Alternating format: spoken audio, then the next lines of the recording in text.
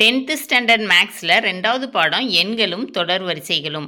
எடுத்துக்காட்டு 2.7 பார்க்க போகிறோம்ப்பா. இந்த சேனலை சப்ஸ்கிரைப் பண்ணாத ஸ்டூடெண்ட்ஸ் சப்ஸ்கிரைப் பண்ணி சப்போர்ட் பண்ணுங்கப்பா. வாங்க கணக்குக்குள்ளே போகலாம். கொடுக்கப்பட்ட காரணி பிரிதலின் m மற்றும் n என்ற எண்களை காண்க. இந்த சைடில் கொடுத்துருக்குறாங்க பாருங்கள்.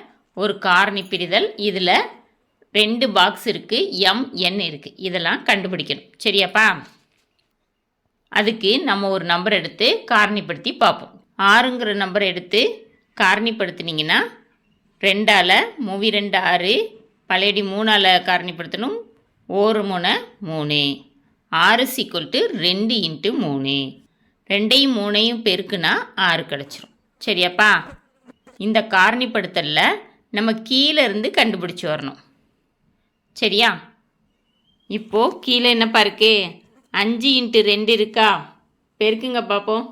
5 × 2 பெருக்குனிங்கன்னா என்ன கிடைக்கும்ப்பா? 10 கிடைக்கும். இந்த பாக்ஸில் என்ன எழுதணும்? 10.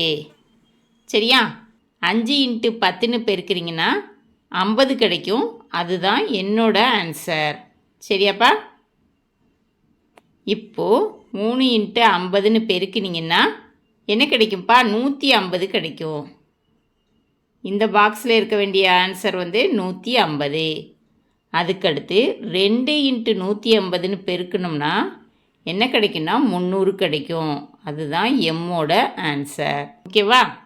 இதை இங்கே செஞ்சு காட்டியிருக்காங்க பாருங்கள். தீர்வு: கீழிருந்து முதல் பெட்டியின் மதிப்பு. 5 × 2 பெருக்கணும்னா என்ன கிடைக்கும்ப்பா? 10 கிடைக்கும். சரியா? therefore n is equal to 5 × 10 என்ன கிடைக்கும்ப்பா? 50 கிடைக்கும். n is equal to 50. கீழிருந்து 2வது பெட்டியின் மதிப்பு. இப்போ 3ஐயும் 50ஐயும் பெருக்கணும். சரியாப்பா? 3 × 50 150.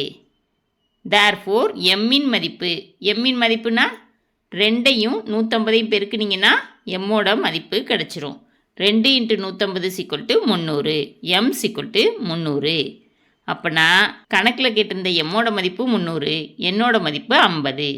therefore m is equal to 300 மற்றும் n is equal to 50. இந்த வீடியோ பிடிச்சிருந்துச்சுன்னா லைக் பண்ணுங்கள், ஷேர் பண்ணுங்கள், சப்ஸ்கிரைப் பண்ணுங்கள். ஓகேவாப்பா? Thank you students.